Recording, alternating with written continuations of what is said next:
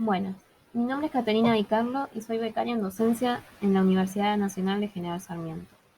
La idea de la siguiente clase es que podamos abordar los procesos de reforma agraria en América Latina a partir del estudio particular de las características del caso de Chile y que podamos complejizar la forma en que se reconfiguraban las relaciones de género en la misma.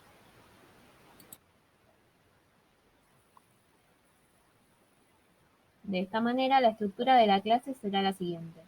En primer lugar, se brindará una periodización de la reforma agraria en Chile y de sus características particulares. Luego se hará énfasis en cómo influyó la reforma chilena en las relaciones de género entre hombres y mujeres a partir de los aportes de Hedy Pinson. Por último, se mencionarán algunas conclusiones sobre los temas abordados en la clase.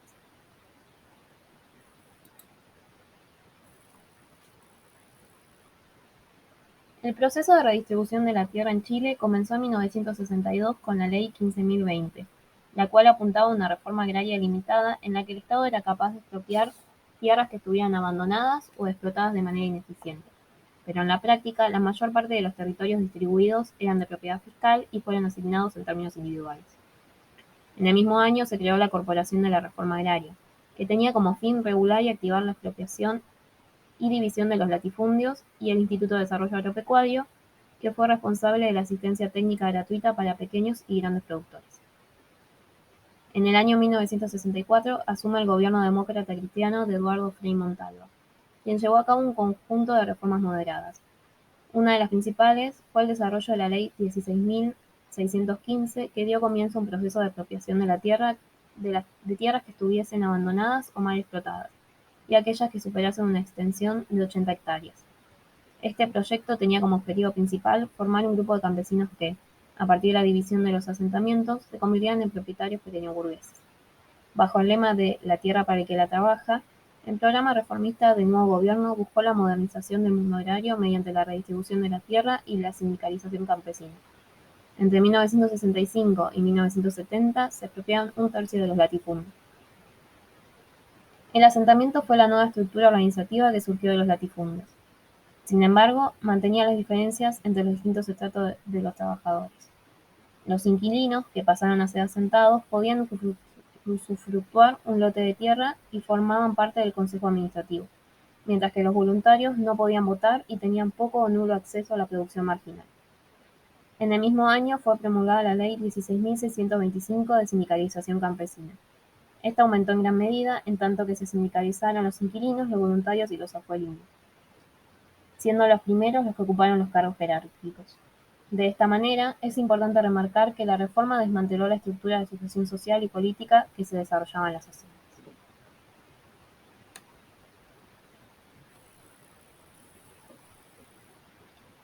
En palabras de Soler, el proyecto de modernización que impulsó Frei logró trastocar, aun con las limitaciones señaladas, la vieja estructura agraria chilena, proveyendo canales institucionales mediante los cuales los campesinos pudieron plantear sus demandas, manteniendo así una estabilidad política que incluso hizo posible el triunfo de un candidato social.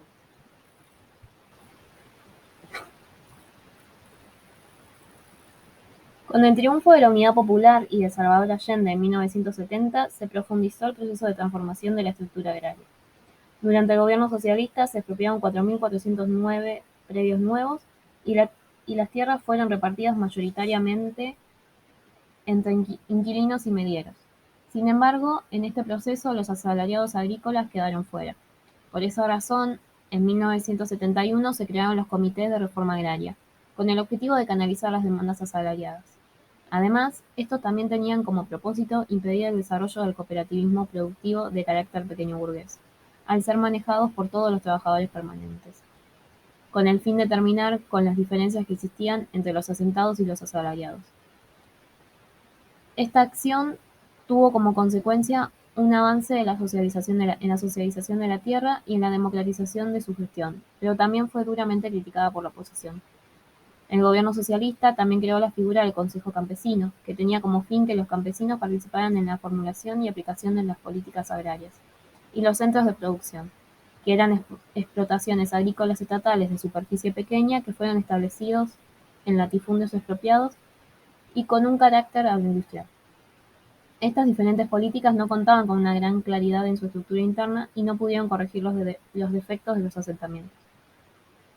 Durante el gobierno de Allende también existió una gran ampliación en la sindicalización campesina. Sin embargo, a pesar de estos avances en la institucionalización de los conflictos, la conflictividad rural no se disipó por completo. La diferenciación entre los campesinos reformados y el resto de los agrícolas se mantuvo, y tuvo como consecuencia un aumento de los conflictos dentro de las tierras reformadas. El gobierno socialista había avanzado en la reforma, pero se ciñó a los márgenes de acción que otorgaba la ley promulgada durante el gobierno de Frei.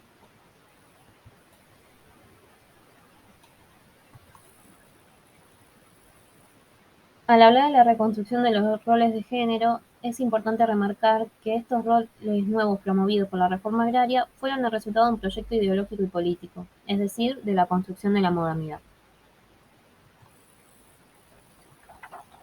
Heidi Tinsman explica cómo los roles de género promovidos por la reforma agraria no fueron producto de una relación que ya existía, sino que fueron el resultado de un proyecto ideológico y político, de la construcción del imaginario de la modernidad de la época. La reforma fue un hecho innovador para la población campesina, en tanto que permitió que los sectores más pobres de la sociedad participaran de la política. Algo que llama la atención y que mencionamos anteriormente es el hecho de que fue dirigida por gobiernos electos democráticamente, lo que demostraba que existía una cultura política en los 60 según la cual se creía que era posible reorganizar la estructura de la propiedad privada. Es en este contexto que las mujeres fueron movilizadas en todo el país a un nivel sin precedentes. Eran parte de centros de madres, clubes juveniles, programas de alfabetización, entre otros. En consecuencia, las mujeres no eran pensadas como sometidas a los hombres, sino que, por el contrario, hombres y mujeres eran vistos como socios en el progreso. Así, los cursos de capacitación dirigidos por el INAP, la CORA o la Promoción Popular proponían una mejora en la comunicación entre hombres y mujeres, el respeto y la colaboración en la toma de decisiones. Incluso, el machismo era visto como atrasado, como propio de la mentalidad latifundista. Las campesinas también fueron beneficiadas de un programa de planificación familiar, impulsado por el gobierno de Eduardo Frei, en el que se promovía que los hombres consultaran a sus esposas sobre la frecuencia de las relaciones sexuales, que la opinión de éstas debía ser tomada en cuenta a la hora de decidir cuántos hijos iban a tener. Y también brindó acceso a métodos anticonceptivos y se propuso que la paternidad era una responsabilidad compartida y que los hombres debían a sus mujeres más fidelidad sexual. Sin embargo, es pertinente aclarar que casi la totalidad del nuevo trabajo permanente iba dirigido a los hombres. Por lo tanto, si bien la reforma incluía a las mujeres, privilegió a estos en tanto estaba dirigida a los jefes del hogar. Así, esta fue parte de un proyecto en el que se buscó conformar una nueva masculinidad campesina, la cual debía ser más independiente, menos humillada, más moderna y también militante. La reforma también intentó construir un nuevo tipo de mujer, en tanto que se promovía un modelo de familia moderna, en la que, mientras que los hombres se convertían en proveedores de la familia, las mujeres se transformarían en dueñas de casas modernas, más educadas, capaces de criar niños y de administrar los bienes familiares de manera racional.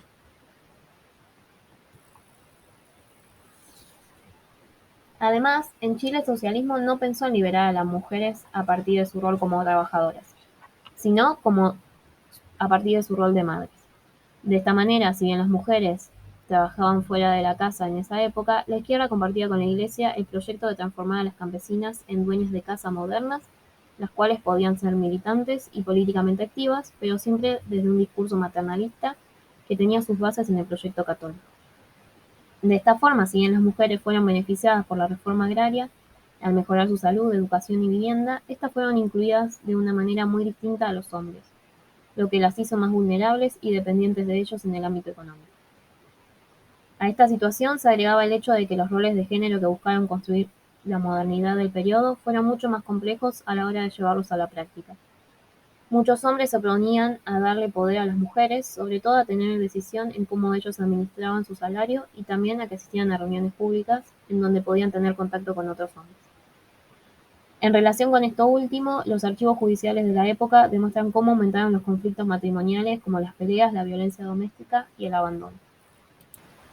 Esto se debió en gran parte a la disputa entre el modelo tradicional y el nuevo modelo que buscaba implementar la reforma, con la cual se produjeron nuevas expectativas en los roles familiares que las mujeres y los hombres tuvieron que renegociar. Mientras que la reforma había traído un modelo de familia moderna que era visto como adecuado para las mujeres campesinas, también potenció la dependencia de las mujeres casadas de su marido. Por último, la reforma le dio posibilidad a las jóvenes de entrar en contacto con una cultura distinta al tener una mayor conexión con el mundo urbano. Al existir más trabajo para estas, si bien no se volvieron independientes, tuvieron oportunidades de contar con recursos económicos propios para desarrollar actividades en localidades o ciudades cercanas a sus domicilios. También comenzaron a formar parte de sindicatos y de la toma de fábricas. Esta situación aumentó los conflictos generacionales en tanto que comenzaron a desafiar la autoridad materna y fueron muchos los casos de jóvenes que abandonaron el hogar paterno, en muchos casos también en búsqueda de relaciones más informales.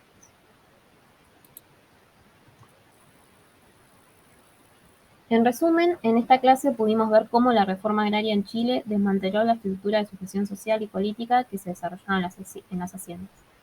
También vimos cómo existió un avance en la socialización de la tierra y en la democratización de su gestión, pero que esta fue duramente criticada por la oposición. Y cómo, a pesar de estos avances en la institucionalización de los conflictos, la conflictividad rural no se disipó por completo. Desarrollamos el proyecto de modernización y transformación social radical en Chile que incluyó tanto a mujeres como a hombres campesinos a través de un modelo de familia moderno. Vimos cómo el hombre se convirtió en productor para la nación y proveedor para la familia, mientras que la mujer se transformó en una dueña de casa moderna. También abordamos cómo este proyecto benefició a las mujeres casadas, pero las hizo más dependientes económicamente, por lo que aumentaban los conflictos marietales.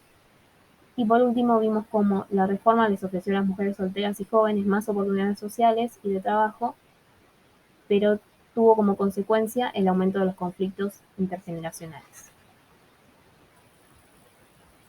Muchísimas gracias por escuchar esta clase.